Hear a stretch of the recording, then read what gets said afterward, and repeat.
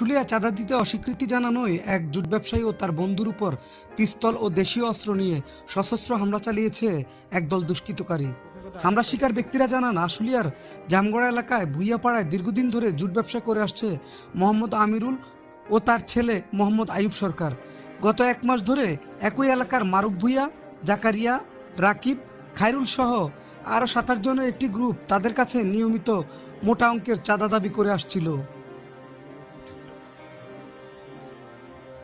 চাঁদা দিতে অস্বীকৃতি জানালে অভিযুক্তরা তাদের ব্যবসা বন্ধ করে প্রাণনাশের হুমকি দিচ্ছিল।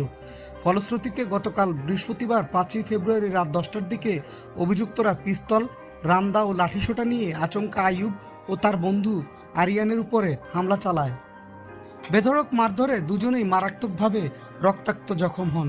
এ সময় আরিয়ানের কাছ থেকে নগদ ৮,০০০ টাকা ও একটি মোবাইল ফোন ছিনিয়ে নেয় হামলাকারীরা। পরে আশেপাশের লোকজন আহতদের উদ্ধার করে ধামরাই স্বাস্থ্য কমপ্লেক্সে ভর্তি করেন। চিকিৎসকরা জানান, আইয়ুবের মাথায় 4টি এবং আরিয়ানের মাথায় 6টি সেলাই দিতে হয়েছে। তাদের শরীরের বিভিন্ন স্থানে আঘাতের স্পষ্ট চিহ্ন রয়েছে। চিকিৎসাধীন অবস্থায় আইয়ুবের ফোনে হামলাকারীরা লাগাতার হুমকি বার্তা ও প্রাণনাশ করার জন্য ভয়ভীতি দেখিয়ে যাচ্ছে।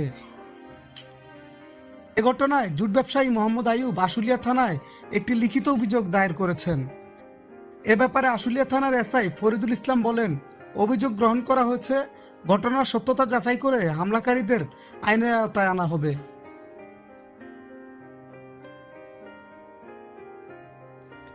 মনির হোসেন, ম্যাংলা নিউজ 24, আশুলিয়া, সাভার, ঢাকা।